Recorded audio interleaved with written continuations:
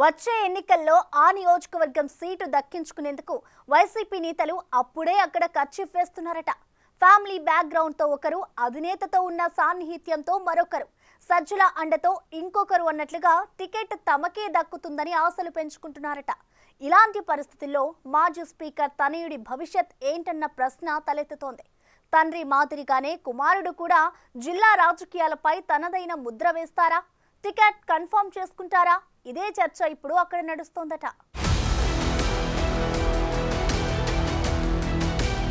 శ్రీకాకుళం జిల్లా రాజకీయాల్లో top fight నడిచే నియోజకవర్గాల్లో ఆమ్దాల వలస ఒకటి. 2024 ఎన్నికల్లో వైసీపీ అభ్యర్థి తమ్మినేని సీతారాంపై విజయం సాధించారు కూటమి అభ్యర్థిగా బరిలో నిలిచిన కూన రవికుమార్. వైసీపీ హయాంలో శాసనసభ స్పీకర్గా పనిచేసిన తమ్మినేని 2024 ఎన్నికల్లో ఇక్కడి నుంచి మరోసారి విజయం సాధిస్తారా, లేదంటే కూన రవికుమార్ గెలుస్తారా అని రాష్ట్ర ప్రజలంతా ఎంతో ఆసక్తిగా ఎన్నికల వేళ ఎదురు చూశారు. కానీ కూటమి హవా ముందు ఓటమి పాలయ్యారు తమ్మినేని సీతారాం. నిజానికి తమ్మినేని సీతారాంకు ఆమ్దాల వలస నియోజకవర్గంపై గట్టి పట్టే ఉంది. టీడీపీ నుంచి పలుమార్లు ఎమ్మెల్యేగా విజయం సాధించిన ఆయన వైసీపీ అభ్యర్థిగా 2019లో బంపర్ విక్టరీ కొట్టారు. అలాంటిది 2024లో ఎదురు దెబ్బ తగలడంతో 2029లో పరిస్థితి ఏంటన్న చర్చ అప్పుడే మొదలైందట నియోజకవర్గంలో. గ్రౌండ్ లెవెల్లో పరిస్థితి చూస్తే సార్వత్రిక ఎన్నికల తర్వాత ఏపీలో సీన్ మారిపోయింది. కూటమి హవాలో వైసీపీ చిత్తైన పరిస్థితి. ఈ క్రమంలో పలు మార్పులు చేర్పులు చేశారు వైసీపీ అధినేత వైఎస్ జగన్. ఇందులో భాగంగా నియోజకవర్గ సమన్వయకర్తగా పార్టీ సీనియర్ నేత చింతాడ రవికుమార్ను నియమించడం ప్రాధాన్యం సంతరించుకుంది. 2014, 2019 మధ్య కాలంలో టీడీపీ నేతృత్వంలోని కూటమి ప్రభుత్వానికి వ్యతిరేకంగా చాలా బలంగా తన గలం వినిపించారు చింతాడ. ఫలితంగా జగన్ దృష్టిలో పడ్డారాయన. ప్రస్తుతం రాష్ట్రంలో మళ్లీ వైసీపీది ప్రతిపక్ష పాత్ర.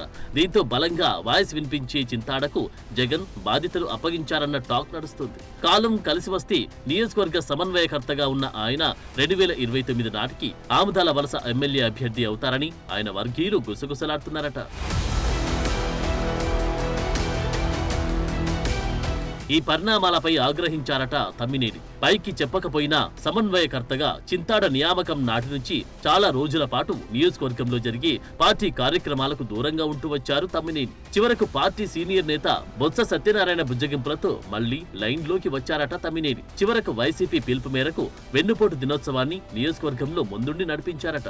అయితే అప్పటి వరకు తండ్రి చాటుగా ఉంటూ వచ్చిన తమ్మినేని తనయుడు చిరంజీవి యువత పోరు కార్యక్రమానికి బయటకు వచ్చారు. ఈ కార్యక్రమంలో ఆయన ఫుల్ యాక్టివ్ గా కనిపించడంతో తమ్మినేని అనుచరులు తమ భవిష్యత్ నాయకుడు చిరంజీవినని నియోజకవర్గంలో చెప్పుకోవడం మొదలు పెట్టారట.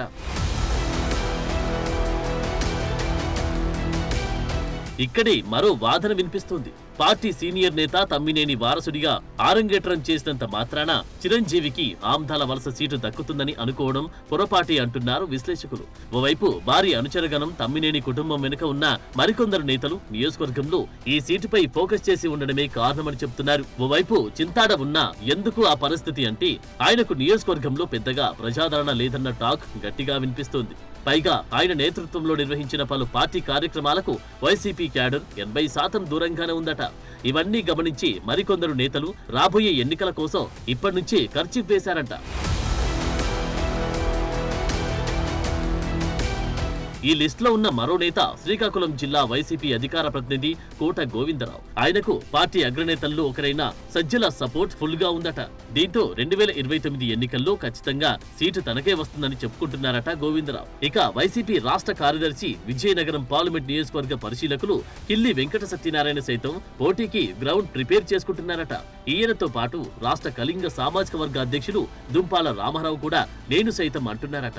వైసీపీ అధినేత జగన్ ఈయన్ను ఆప్యాయంగా లక్ష్మణ్ అన్న అంటూ పిలుస్తూ ఉంటారు. పైగా టీచర్ గా పనిచేస్తూ వాలంటరీ రిటైర్మెంట్ తీసుకుని మరి పార్టీ కోసం సేవలందించారన్న మంచి పేరు ఈయనకు హైకమాండ్ వద్ద ఉందట.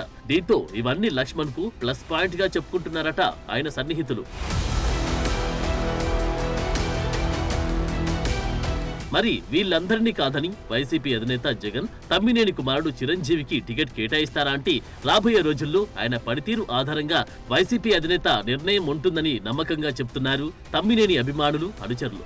అయితే ప్రత్యర్థులు మాత్రం తమ్మినేని దూకుడు, పార్టీకి ఆయన వల్ల కలిగిన ఇబ్బందులు అధినేతకు ఇప్పటికే తెలుసని, ఫలితంగా రాబోయే రోజుల్లో టికెట్ తమకే దక్కుతుందని ధీమా వ్యక్తం చేస్తున్నారట. మరి వైసీపీ అధినేత జగన్ ఎవరి వైపు మొగ్గు చూపుతారన్నది తేలేందుకు మరికొంత సమయం పట్టే అవకాశం ఉంది.